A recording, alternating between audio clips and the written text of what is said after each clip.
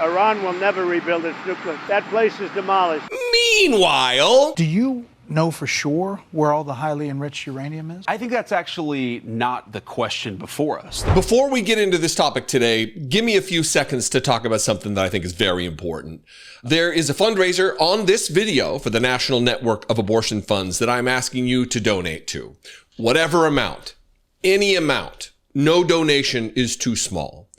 Every year, Brittany Page and I run a fundraiser during the month of June to recognize the continued fallout of the overturning of Roe v. Wade in 2022.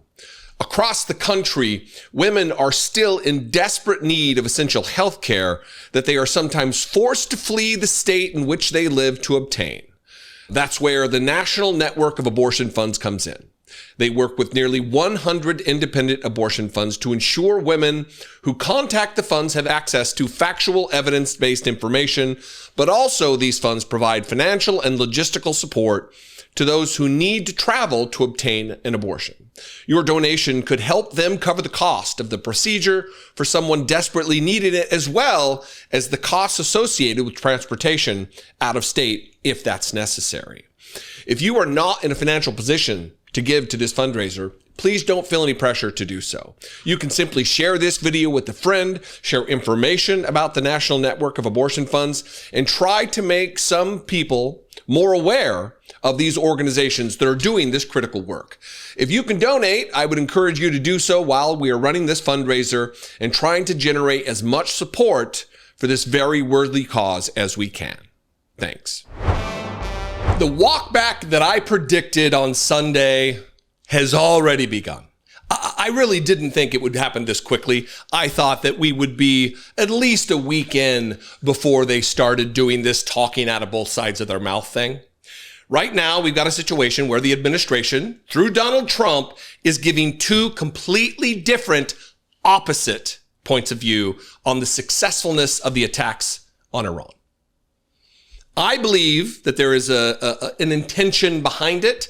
I don't believe it's by accident. It's not that J.D. Vance is defying Donald Trump and speaking differently about the operation. It's not that these members of Congress are doing so and Donald Trump is out there telling the truth. This is all by design to allow the media to deal with the narrative they would like and MAGA world to get the word from the dear leader on how things went.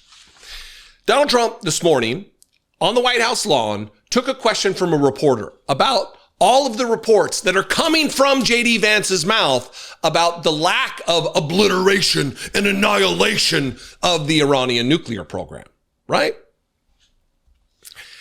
He turned it into, of course, an attack on CNN and MSDNC and actually took personal swipes at an executive of MSNBC. But in it, he's confirming that it was an unmitigated success, complete destruction and annihilation and obliteration. That's what he wants to say. That's what he wants MAGA to believe, because they know they are too low information, too uninterested. They lack any intellectual curiosity whatsoever. Largely, that's the case. And that they'll follow whatever Donald Trump says. And then the more intellectual arena within American politics, the media, they're going to sell out the American people and not ask the right questions. So here's Donald Trump attacking CNN and MSNBC rather than addressing the actual veracity of the question. You don't believe that Iran can rebuild its nuclear program? No, Iran will never rebuild its nuclear. From there? Absolutely not. That place is under rock. That place is demolished. The B-2 pilots did their job. They did it better than anybody could even imagine. They hit late in the evening. It was dark with no moon, and they hit that target with every one of those things, and that place is gone. But when I see CNN all night long, they're trying to say, well, maybe it wasn't really as demolished as we thought. It was demolished. You take a look at the pinpricks, and you see that place is gone. And I will say, I think CNN ought to apologize to the pilots of the B-2s. I think that MSDNC ought to apologize. I think these guys really, these networks and these cable networks are real losers. You really are. You're real losers. Israel says that they violated the peace agreement. You're gutless losers. I say that to CNN because I watch it. I have no choice. I got to watch that garbage. It's all garbage. It's all fake news. But I think CNN is a gutless group of people. And the people that run it, nobody even knows it's been sold so many times. But the people that run it ought to be ashamed. MSDNC, a guy named Brian Roberts, he heads it. He's a disgrace. He's a weak, pathetic disgrace. So he's sticking with it. He's sticking with the complete destruction and annihilation and decimation narrative. He's sticking with that. Meanwhile, over on Fox News last night, J.D. Vance was in conversation with Bret Baier, the newsman over there, not an infotainment person at all, a real journalist, Bret Baier, who spends holidays at Mar-a-Lago and golfs with Donald Trump, you know, an unbiased news person. He's talking to J.D. Vance about this, and I'll just share with you the question, and then we'll listen to J.D. Vance's answer. Bret Baier asks, the president has said he's totally obliterated the Iranian nuclear program. Do you know for sure where all the highly enriched uranium is? And you will never guess J.D. Vance's answer. You said totally obliterated. The president has said totally obliterated the Iran nuclear program. Yeah. Do you know for sure where all the highly enriched uranium is?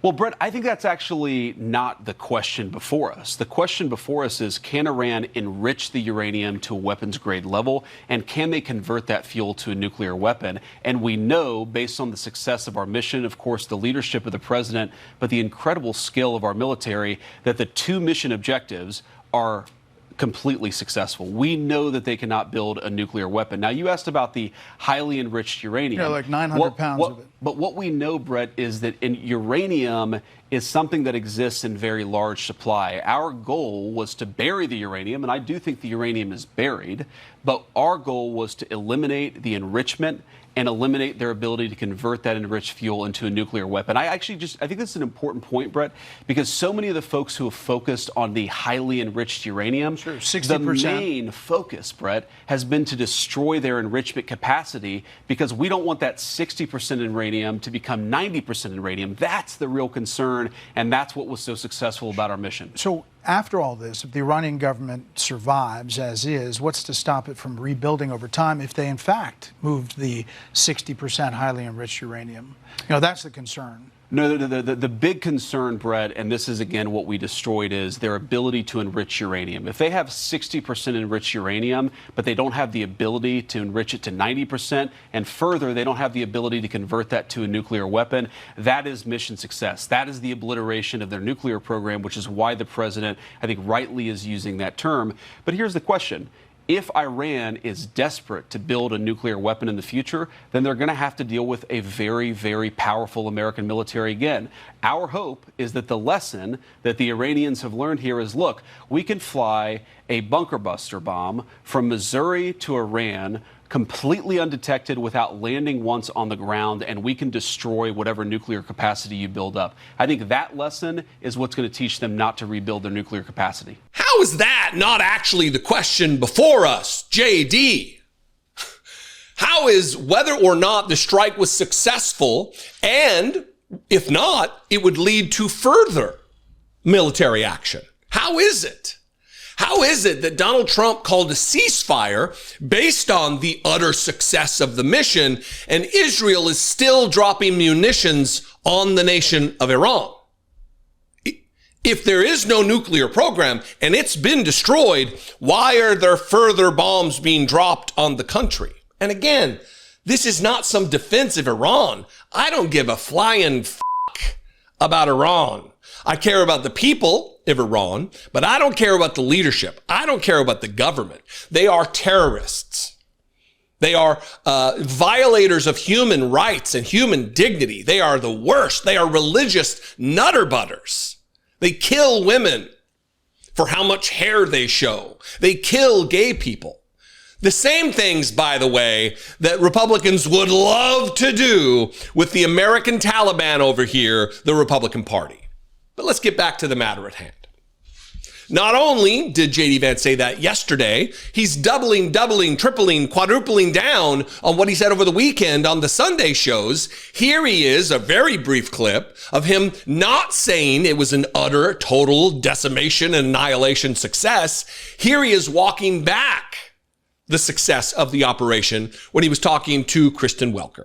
So this is not going to be some long, drawn-out thing. We've got in, we've done the job of setting their nuclear program back. We're going to now work to permanently dismantle that nuclear program over the coming years, and that is what the president has set out to do. Simple principle. So was it decimation, or did we set the program back, JD? Because you don't get to have it both ways. If it's utter destruction, total success, this mission that Pete Hegseth said Donald Trump planned himself, this military operation that non-military servicemen Donald Trump planned himself, it's either an annihilation, either just an unmitigated success, wonderful job done by everybody, or we just set the program back.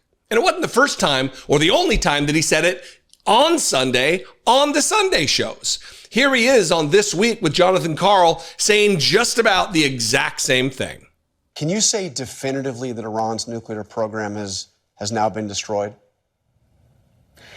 Well, John, I don't want to get into the sensitive intelligence here, but we know that we set the Iranian nuclear program back substantially last night. Well, I don't want to get into the sensitive intelligence, Jonathan Karl. But, we set the nuclear program back substantially. Annihilation, or we set the program back. Now, look, you're getting this information, you're getting this narrative from all kinds of people, from JD Vance to Mike Johnson, and therein lies the rub, because it's giving congressional Republicans also the ability to pick their narrative. Some are saying total annihilation, and then others like Mike Johnson and his followers like Scott Perry from Pennsylvania. I think he's from Pennsylvania, or is he from Indiana? Pick your MAGA prominent state. I don't know. I think it's Pennsylvania, though. Here he is saying, absolutely, it wasn't a total success. The Iranian regime does still possess enriched uranium, and they're a terrorist state. They can have no nuclear capability that's not for civilian purposes, and none of this has ever been for civilian purposes. But they still do have enriched uranium, you think, that is not for civilian purposes? I suspect that it's hard to say, but we'll put it this way, I wouldn't be surprised if some of it still exists. And they are still a terrorist regime, in your mind? They absolutely are. They have never changed since the day the Ayatollah took over, and they threaten their neighbors not only in the region but around the world. That has been their history. That's who they are. So after these 12 days, there is still a terrorist regime in power with enriched uranium? That is absolutely true. I think that's a correct characterization. So it's a terrorist regime with enriched uranium. Absolutely, yes, he says. That's absolutely true, he says. Well, so it seems like maybe it wasn't total annihilation, that it wasn't decimation, that it wasn't destruction, that it wasn't a total success. No? Again, you don't get it both ways. And here's what I want to do.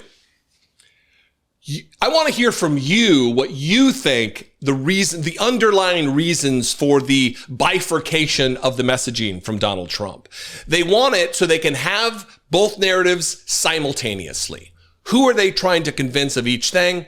I'll leave that to you. You can comment below. You can also call the voicemail line, 714-576-4054. And of course, as always, you can email me daily@dollemore.com. Also, please consider supporting this independent media channel. We are swimming upstream against the aggression of Donald Trump and fascism, and every little bit goes a long way. If you have $2 to spare, click the join button below and become a channel member right here on this platform, or you can clickety-clack your browser over to patreon.com/IDoubtItPodcast.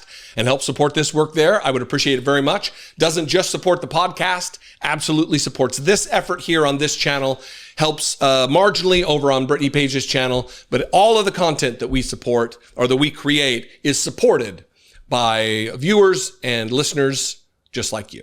Anyway, follow me on social media if you're around there. I don't want to be responsible for you signing up for social media, but if you're already there, I am at Dollemore. I'd love to see you, and I will see you next time. Until then, be genuine, take care of one another.